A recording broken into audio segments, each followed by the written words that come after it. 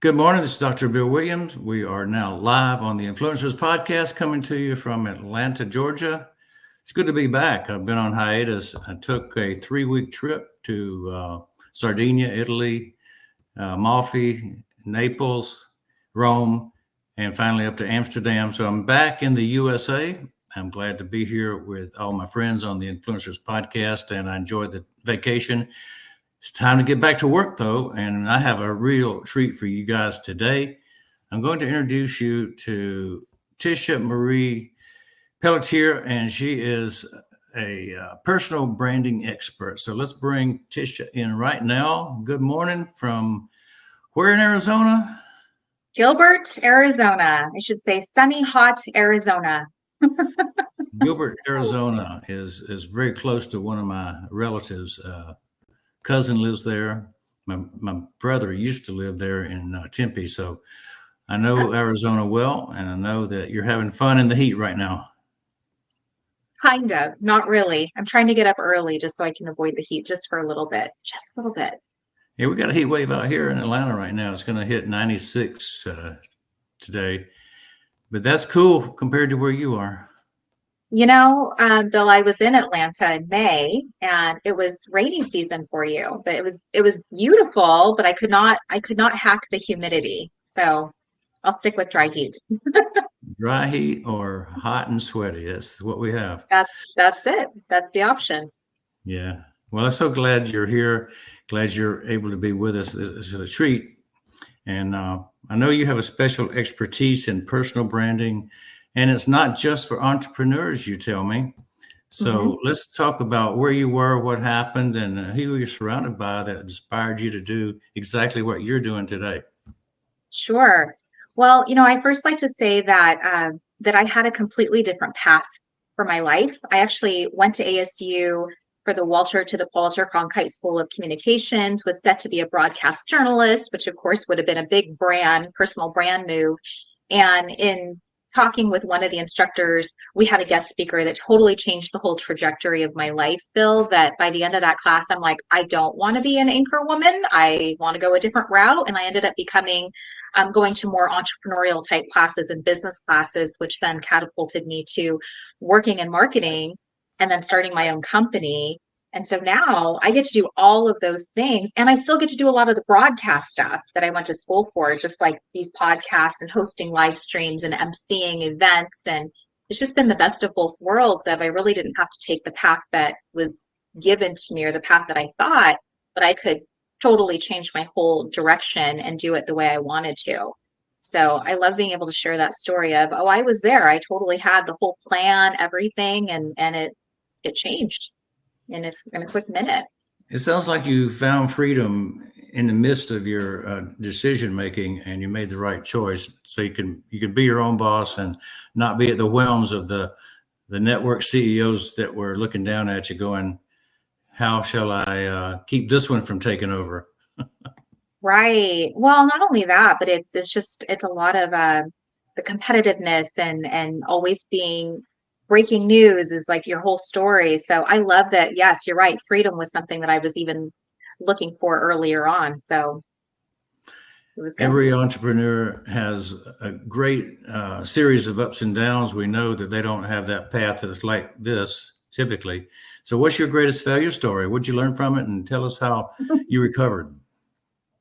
Sure. Greatest failure story was being hit with fraud, money laundering and fraud in Ooh. business. And I know you're shaking your head, but I know that that happens to a lot of people. I really do. There are a lot of scammers out there. See, you're even raising your hand.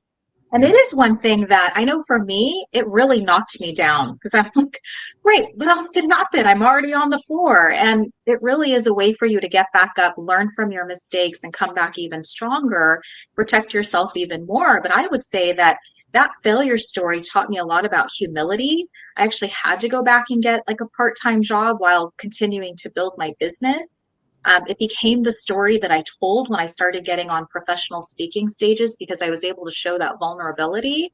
And it really helped me connect with more people. And as I mentioned, it's not a matter of if this happens to you, it's a matter of when this is going to happen to you. So, again, being able to share with people that I've learned it. I've gone through it. I've suffered through it. I've had to pick myself back up.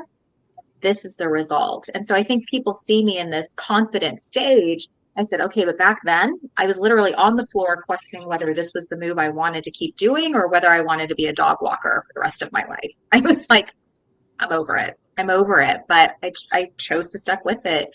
And here we are. And it's definitely something I've recovered from, learned from, and I use. I know that a lot of people have failures and a lot of people rise above them.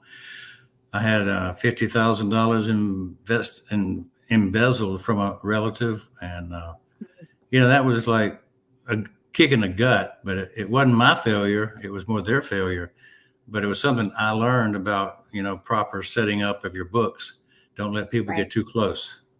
Yeah, that's a good one. So, what Great is the story. reason you're an entrepreneur? You're also helping people become branded. What's the three reasons people fail in that arena to become branded properly? I think for what I'm hearing a lot of too, with especially with my clients, is that with branding, you're caring a lot about what other people think, and that's the first mistake. It can't be about what other people think about you. It has to be what you think of you, and are you happy with you? And if you're not happy with you, then make the changes to become happy with you, right? It's all about self. And then the next thing is I hear this a lot, and I had to go through my own struggle. I was a total people pleaser. So I was saying yes and yes and yes to everything, and I wasn't able to put Yeah. myself first. So one of my words of the year years ago was selfish, and people thought I was nuts. But I was like, you got to be a little selfish. You really do. You have to put yourself first and figure that out. And the other thing is, I would say not going with your gut intuition is a big failure. It's a big reason why people fail. If something doesn't align with you, if it's a client or if it's a vendor or something that you're working on, a project, and it doesn't align with you, to me, that goes against your whole personal brand. It's your ethics, it's your integrity, it's how you show up. I've had to let clients go, and it's actually been the best decision of my life. So, personal branding is so much about who you are, what you stand for, and what you put out there. And if something comes in, a person, a project doesn't, like I said, align with you, then let it go. Let it go. Let them go and say, okay, you're not for me, and that's okay too. Tell us what motivates you internally, to get up and do this thing every day and meet people where they are. I'm definitely one of those big cheerleaders, and we talked about this even in the green room of being the guide. And I love that. I've always said to clients, your success is definitely my success. I'm definitely the proud cheerleader mom on the sidelines that's rooting for you. And so when I see my clients even moving the needle, I get excited about that. I get excited about connecting them to the right resources and the right people and giving them even more opportunities. I've even had this bill where I've had clients hire me and I've loved them so much that I hired them right back because I just love their energy and the relationship. So I definitely feel it's a pay it forward kind of street. And so that's really what gets me up is I get to do this and it's fun and I get to help people along the way. Well, you named your company after yourself and Tisha Marie Enterprises. So, what is the motto that you go by in your company?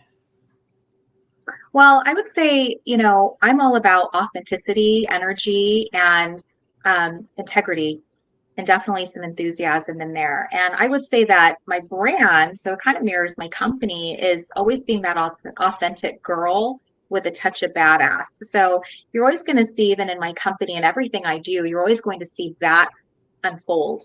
You're going to see me being real, telling it like it is. There's no sugarcoating. So I like to say that even with my business, and that you're going to see a little bit of an edgy side to me too, but we're there to get things done.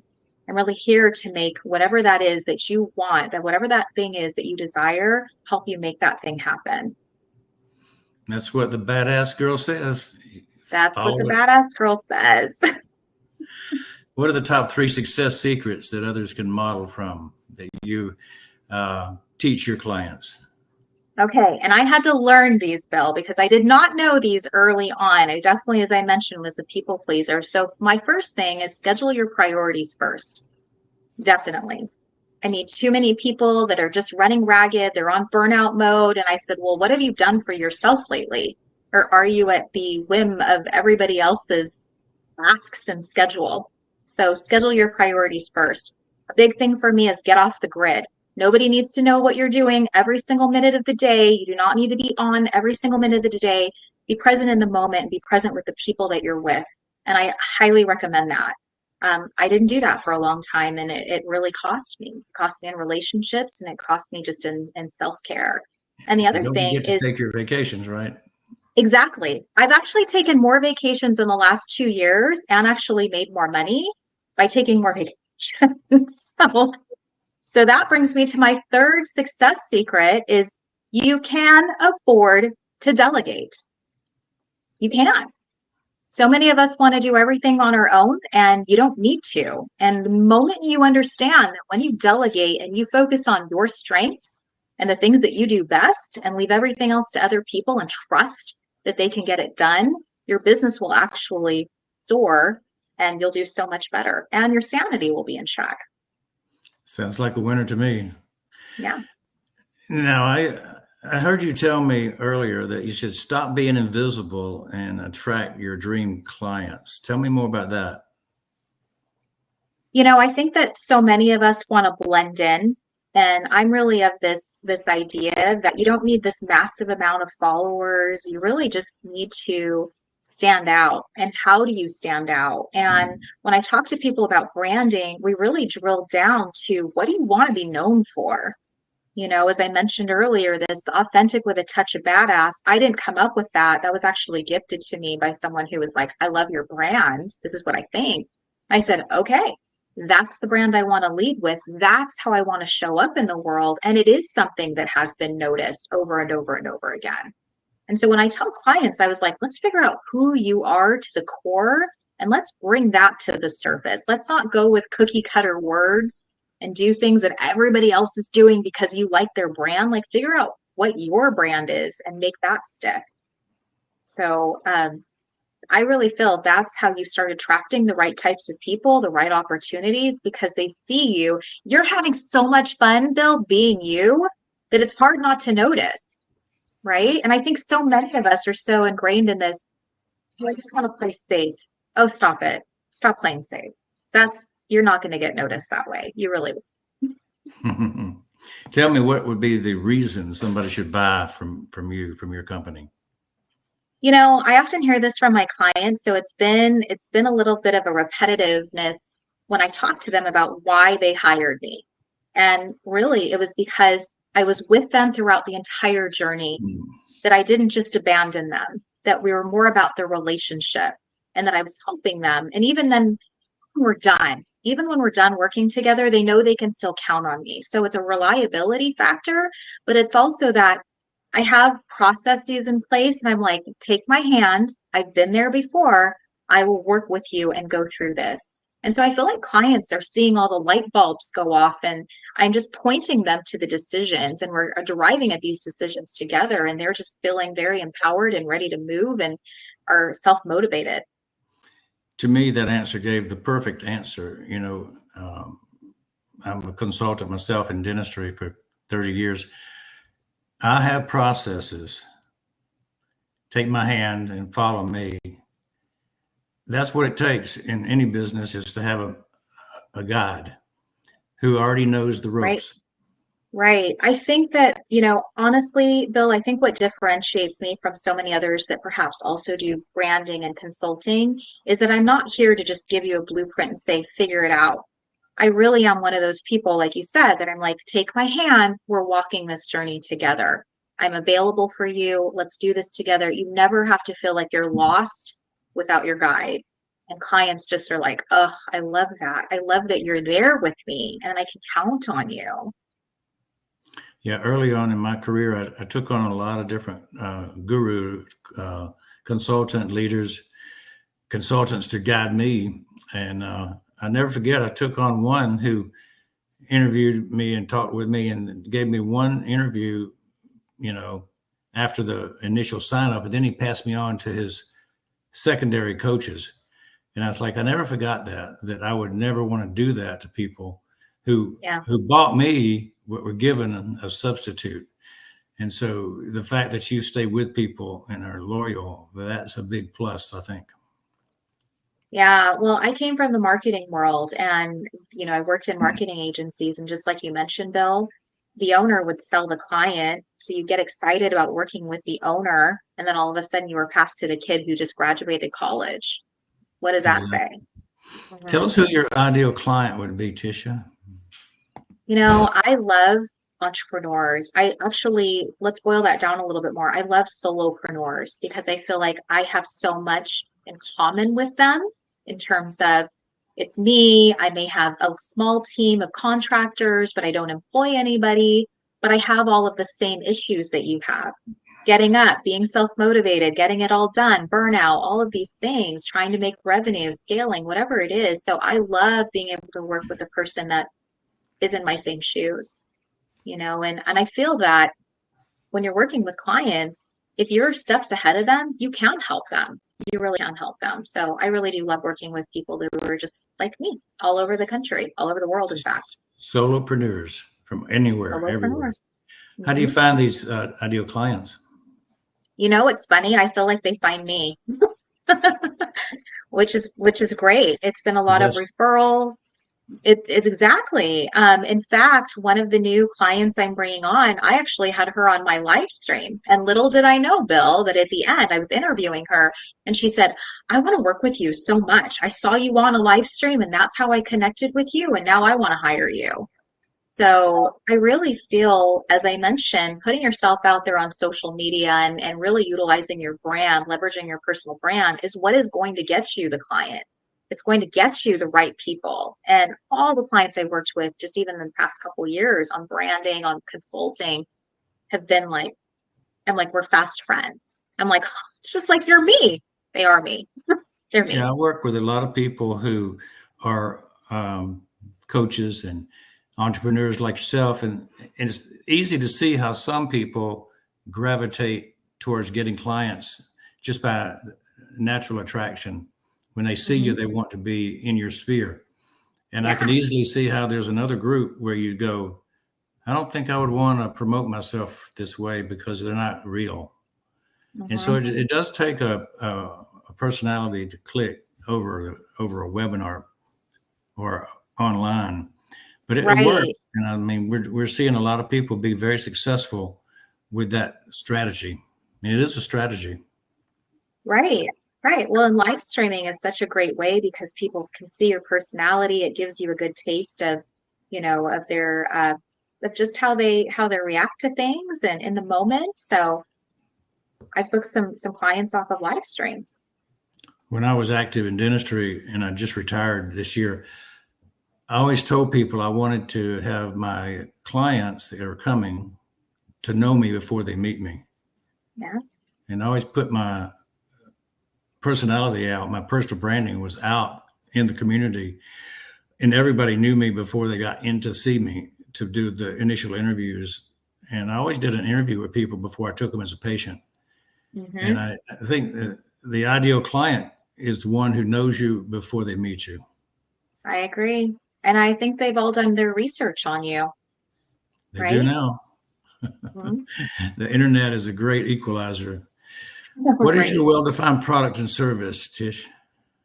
Sure. So, in COVID, I actually started launching more of the personal branding. So I have a personal brand toolkit, and it's like I married the best of both worlds. Because you remember I told you, Bill, I had a marketing agency. I came from the marketing world. I'm really a type A personality, so I'm very blueprint, detailed, process driven. And I love that I wasn't just helping people with, hey, Bill, here's your personal brand strategy. Go to it. Tell me how you do. I was like, all right, let's do this. And I'm going to bring my trusted resources and team behind me, and we're going to build this with you. So my personal brand toolkit is something where we take someone who has very little or no brand, and we build the brand with all of the assets they will ever need to get them started. And I like to say it's more about building confidence because they come to me and they're like, I know I need it. I know it'll help me, but I'm really freaking out right now. And I love being able to really dispel this, you don't have to be afraid. This is the right path and we're going to get there together. And I'm going to give you all of the things. I'm not just coaching and consulting you. You're going to get everything you need. So I have personal brand toolkits. I also have mentoring and consulting, which are more custom programs. I do have a do-it-yourself course with a strategy session for personal branding for people who would just need a little bit more hand holding, but not the full package. And then I also have a dream it, do it session, which I love because it's kind of like that interview. It's the people who come to you and say, I want to just pick your brain. And I'm like, that's time. That's some time. What I can do is offer you a 60-minute and we can really dive into the one struggle because perhaps that's really all you need. You need just a little bit of support, some guidance, and some accountability to move forward. And 60 minutes is actually quite doable. Yeah, I like the idea of your funnel that it allows some flexibility and multiple entry points. That's a key point for most people that they don't have multiple entry points to meet the needs. Tell me about your ability to crush the competition. And the one thing I always want to know is they see you as a sole practitioner without a huge team. So how is that your strength instead of your weakness? I've never wanted to have this big high rise in downtown Phoenix with 500 employees and my own ad agency. I've never wanted that. To me, that just seems like a massive headache, but kudos to the people who want that. So how do I crush my competition? I think it's about really working a lot smarter. I bring on my team when I need them. So they're not just hanging in the background, just waiting and twiddling their thumbs, waiting for me to get projects to them. They're And all rolling the paycheck. entrepreneurs. Right, right. And I'm not liable or responsible for their livelihood. We're all entrepreneurs, which I love. So I'm employing these other entrepreneurs to help me.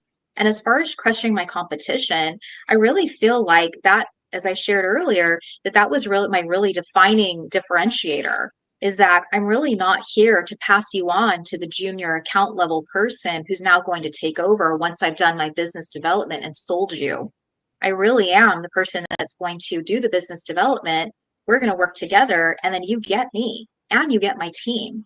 So there's a lot of value that is coming with even the services that I'm providing and what you receive.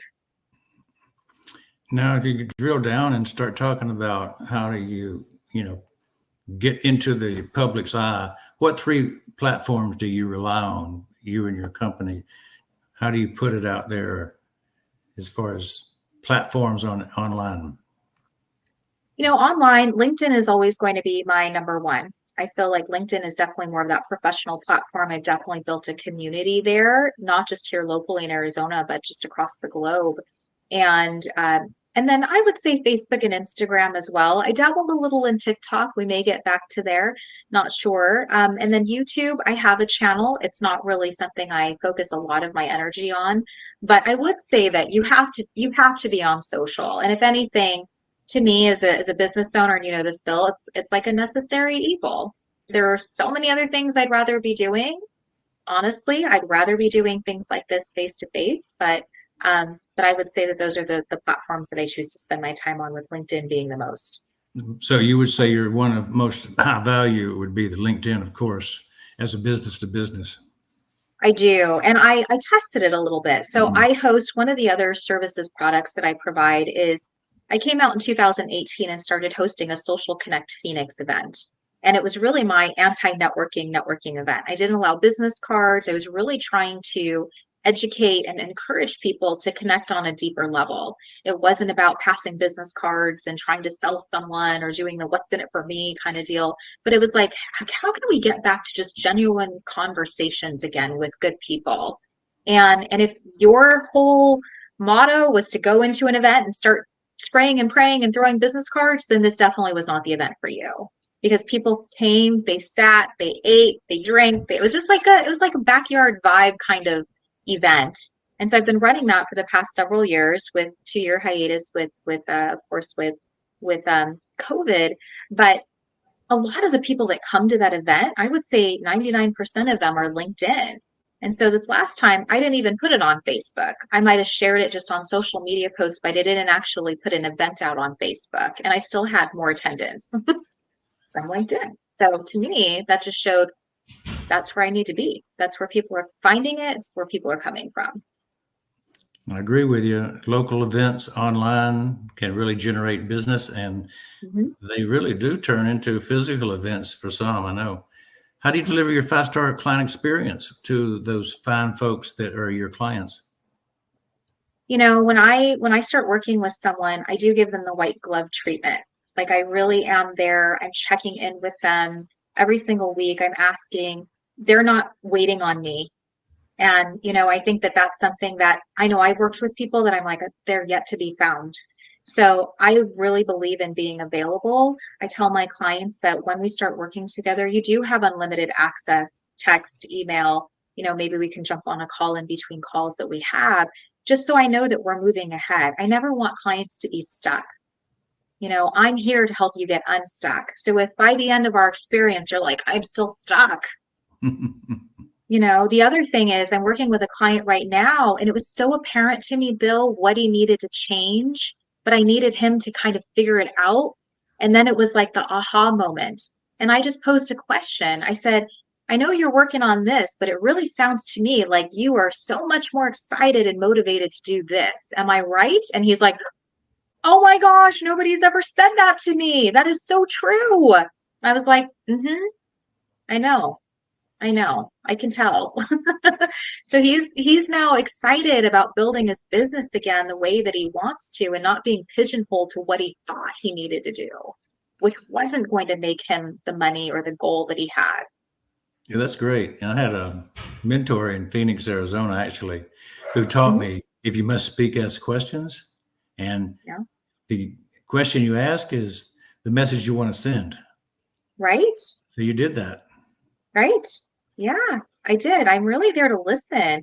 I think the Mhm. clients that come to me, they're like, oh my goodness, your personal brand builder, your life coach, your therapist, all of these things. You're my guide, you're my resource. I'm like, call it what it is.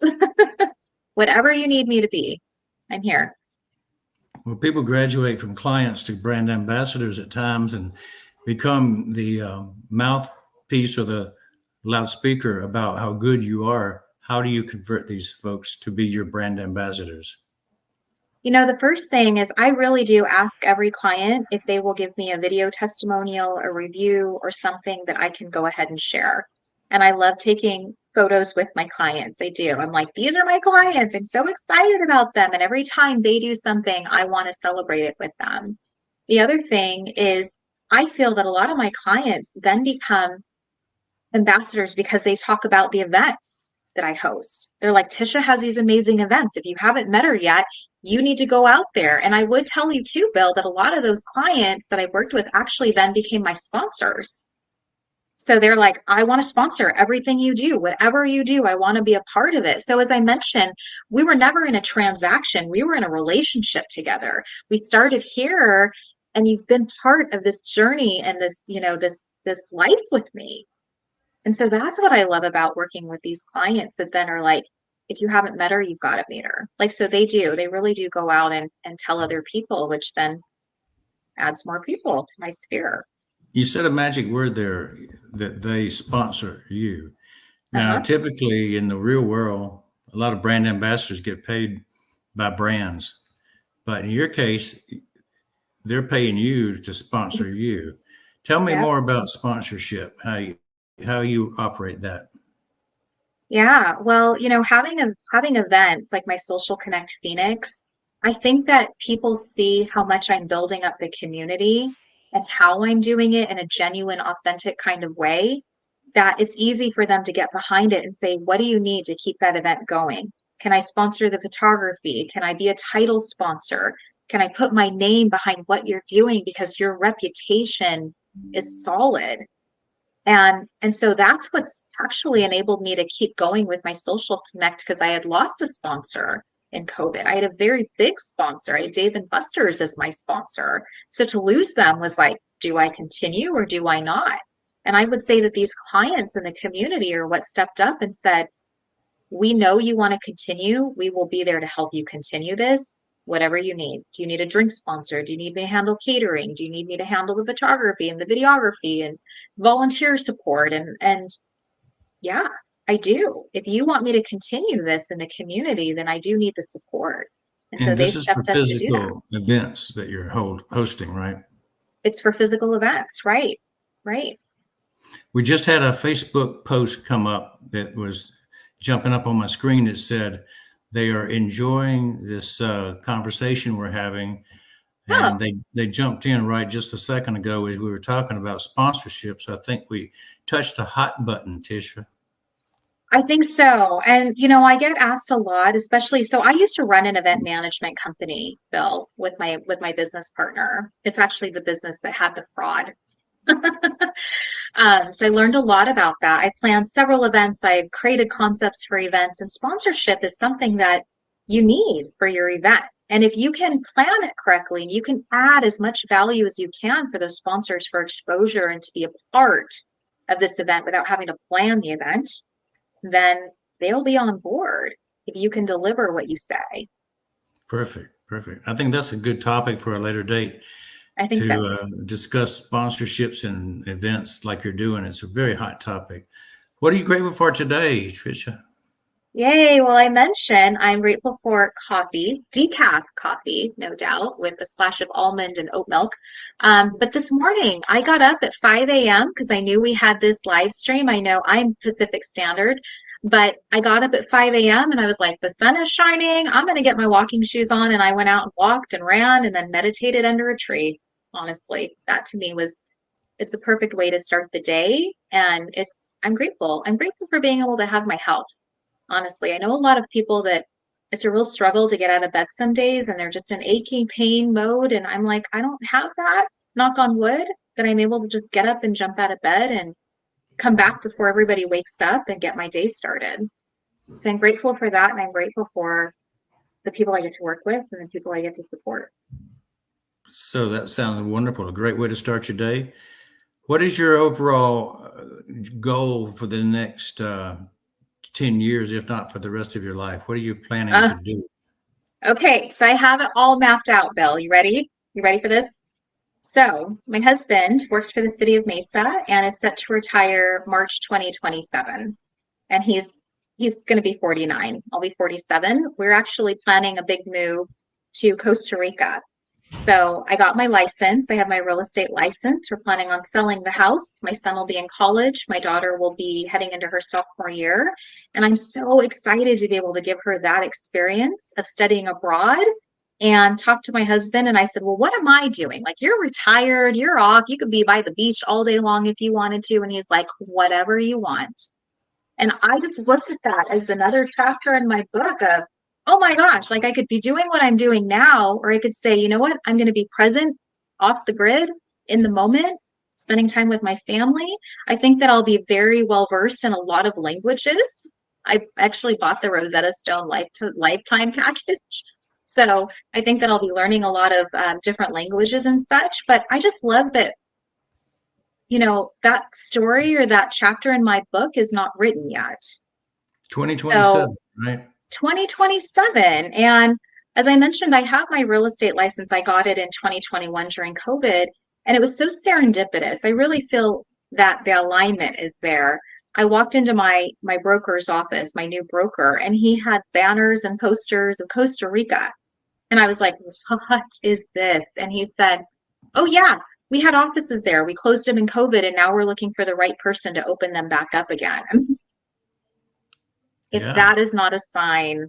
So who knows? I might be doing real estate in Costa Rica in 5 years. I might be retired and on a beach and never have to worry about it. Or I might be able to work with clients around the globe like I already do. And it's just exciting to be able to not have this, it has to be this way, that I have a lot of fluidity and options.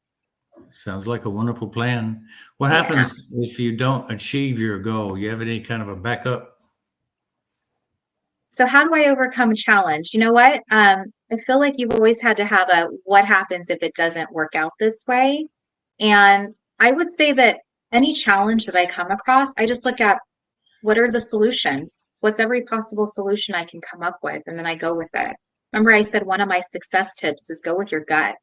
Whatever's calling to you, do that thing. So yeah, I'm not worried. you know what? I don't sit here and stress about the what if. I love to say that I'm going to do it no matter what. I'm definitely one of those people, Bill, that if I say it, it's going to happen because then it'll eat me up inside and I'll be like, why didn't I do it? And it'll drive me absolutely crazy. So I would much rather just go out and do it. And if it doesn't work out the way I think, that's okay. Tomorrow's another day. Try That's again, what do something type different. A's do, right? Type A's do that. Absolutely. Now, you probably don't have to do much convincing. Your spouse probably lets you run free. How do you convince them to let you spend the dollar to get something accomplished? You know what? Sean is my husband. He's definitely one of those people that I have to see it to believe it. And I think that a lot of people in more of this paycheck mode or they work for an employer, they're definitely those people. I mean, you see it when you become an entrepreneur and you tell all your friends who are not entrepreneurs, they're afraid for you. They're worried about you. They're like, how are you possibly going to make it? And you're like, it's okay. Everything is going to be fine. So I feel like with Sean, I've learned over the years that I go out and I do it. It's kind of like do it and then ask for forgiveness, ask for permission later. So I don't necessarily go to him and say, hey, I'm thinking about this idea. Hopefully it'll work. I really just say, I'm doing it. And then I go back to him and I say, guess what? I just did this and it garnered me this and got me this client. And isn't that amazing? And he's like, that's exciting. Like I just stopped telling him all the ideas because I have a lot of ideas and not all of them work. So you get to give him a paycheck return on investment rather than saying, I need more for this boondoggle I just got into. Exactly, exactly. And you know what? I really am not the type, Bill, that goes to my husband to say, I need money to help me put in this business. Like, I will figure it out. I'll find a way. Even if I have to put it on hold for a little bit, it's okay. But I never want to put that burden on someone else. I think that's the hardest part is going to your friends and family and saying, I want to start this business, but I need this loan. So I will go to my mother. So here's a good tip. I'll go to my mother before I'll go to my husband. Good idea. Good My idea. mom is usually like, I will spot you and then you can pay me. And she doesn't charge me interest. She's just like, I believe in you. And every Perfect. time I paid her back. Yep. Perfect. Yeah. You look back 20 something years ago, you say, what would I give myself the advice to do? What's your mature self tell your young self? Oh, my mature self would tell my younger self that, you know, things change. That even though you had this great plan like I did years ago, that it's okay.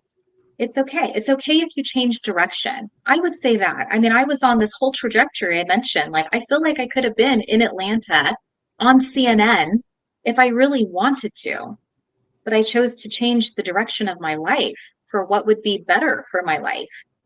And I didn't have to do it the same way that everybody else did it. I chose to get off the path and create my own path. And so I feel like that's that disruptor that's talking. So disrupt your life a little bit. Just because you think you have to do that one thing doesn't mean you need to. I started over at 48 years old. Mhm. So if anybody needs advice on whether it's going to work out, I can give you a testimonial. You can start over anytime. Exactly. Exactly. Your Who's your plans, just living? because you made the plans, doesn't mean they have to stay with that plan. Yeah. Who's your living mentor and what's the impact they have? I just mentioned this actually on LinkedIn. Um, my good friend Mario Bain is a great mentor, and he actually told me the other day that, or several months ago, that I reminded him of the impatient turtle, the turtle that was lying on his back, unable to get back up. And one thing that he's always said to me, and he's definitely one of those, I don't sugarcoat things for you, I tell it like it is. But he said, Tisha, when are you going to wake up and realize that you are the brand? You're playing too small. You're hiding behind everything. Like, get out and show who you are. He's like, you're an incredible person. Show it. And I remember him saying that to me in a restaurant. And I was like, oh my gosh, you're right. I really needed that. I really needed that wake up call. I really did. And I feel like that is what has helped me so much when I'm feeling like I can't. He's like, oh no, get up, show up. You can. you've got this, right? And so I feel like those are the mentors that you need in your life. And Mario's it. Every great success has a mentor that pushed them forward, and I believe it's very true. Why is being impactful important to you, Tisha? We always hear that whole thing of, is it impact or income? And I always feel like you make the impact and the income always follows. People have it backwards a lot of times. It's the income and then I make the impact. No, it's not. So for me, impact, I love that I can impact someone's life. I don't have to impact the whole world, but I feel like if I help one person, it's a domino effect, right? If I can do something good for one person, what will they do for the next person? So that's what I love. I love being that impact for one person that leads to many. I So like it. that's what it is, impact. What do you want to be remembered for when it's all said and done?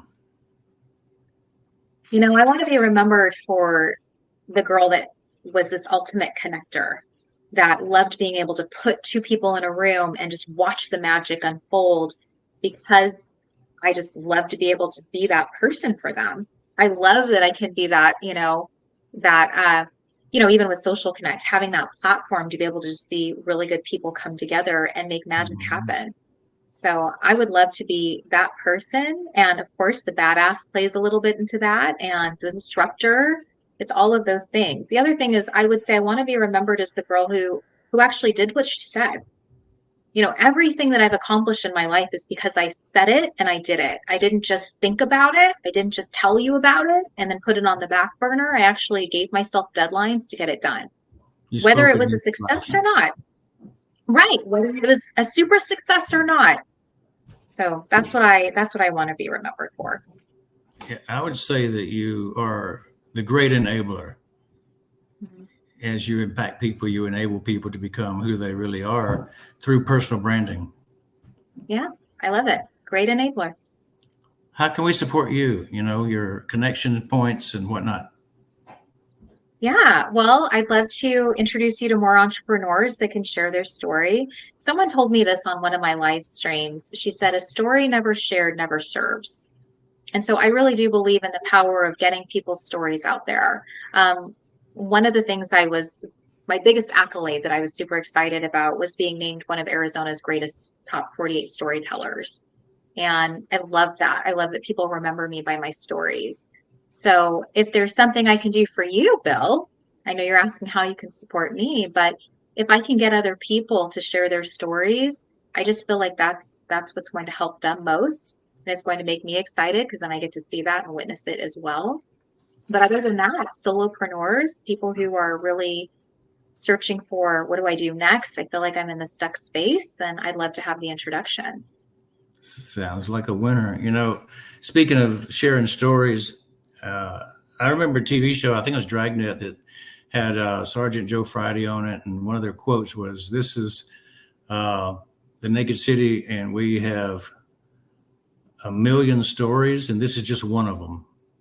And then they would have their TV show, their crime drama. It's all Yeah. about stories. We live a life that's a stack of stories. And the cooler they are, the Yeah. more notorious we become.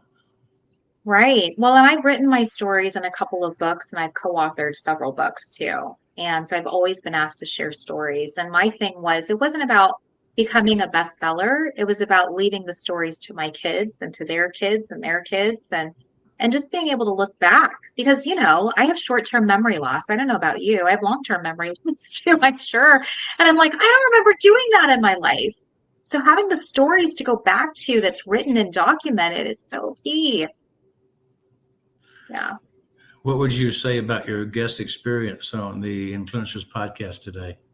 You know what, Bill? I love the style that you have because it caused me to think. It caused me to go back in my journey and just be alert. Sometimes you go on podcasts and live streams and you might not be prepared, but I love that you had everything detailed for me, and I was like, all right, we've got this. Like I'm ready for my next live stream in a couple hours. So thank you. Thank you for having me on. And this was an incredible experience. Yeah, it's been a pleasure talking with you. And I want to give you a moment to address the audience and give us your final word and some words of wisdom, and then I'll come right back to you and just. Sure. Okay. So, final word. I say this to myself, to my kids, to everyone I meet. And it's something you've probably heard of before, but it's this whole thing of if you think you can or can't, then you're absolutely right. So, mindset plays such a big part in everything you do, always. So, make sure that you think and you know that you can, because then you know you can. You know you're right. All right. That's Tisha Marie Pelletier from Gilbert, Arizona, in the Pacific time zone. So thanks for getting up early. And it's always a pleasure meeting new people and sharing their insights with the rest of my audience, the Influencer Podcast audience. Circles the globe. We're in 220 countries, and we have thousands of people who tune in live, and who knows how many people watch it on replay. But we're glad. Speaking of personal branding, I want to share with you, Tisha, and the audience some things that I'm doing on personal branding. I might even pick your brain one day and get some ideas. Like I created a digital business card that I can Hmm. tap on somebody's phone. I've got a QR code actually on the back of the card. If it doesn't tap, I just say take a picture, Hmm. and we get that out there. And one of the things that shows up on that is my personal branding website, which you've Yeah. seen, Hmm. drbillwilliams.tv. Or if you go to the OTrim, you got a shortened URL for these long things that show up, and you can get introductions to what we're doing through otrim.co/drbillw. Everything's possible personal branding wise online now, and you got so many ways to get the word out. And I'm always interested in sharing what I'm doing that's working. So, as we go along, one thing I want to always make available to business people, particularly, is this web analytics tracking system we have for businesses. And so you might enjoy this one, otrim.co/track'em. It's web analytics analytics with AI backing. And so a lot of people don't have that built into their systems. Every business, everybody with a website probably would need this. And if you go with some of the big boys that have done it in the past, it costs tons of money for the enterprise and professional levels, but ours is much more advanced and much cheaper. So I Hmm. always want to promote to people better value, better solutions. So thanks for letting me be part of spreading the word to your base. And we want the Influencer Podcast audience to know who Tisha Marie Pelletier is. And I think you've done a great job of explaining that, coming across. And I just bet you're going to pick up some clients based on your good performance today. So thank you for being here. Oh, thank you, Bill. And I love that. Thanks for sharing that tip as well, the track 'em. Remember that. I grabbed the link. I need to write that down. Yeah, we'll do some work together, and we'll personally help each other's brand. That would be how you can help me. Is just be a friend and join in some of our podcasts. We broadcast every day around the world in many languages, and perhaps down in Costa Rica we'll have some connections down there too. I've been there to Guanacaste and San Jose, and are you going to be on the Guanacaste side, on the Pacific side?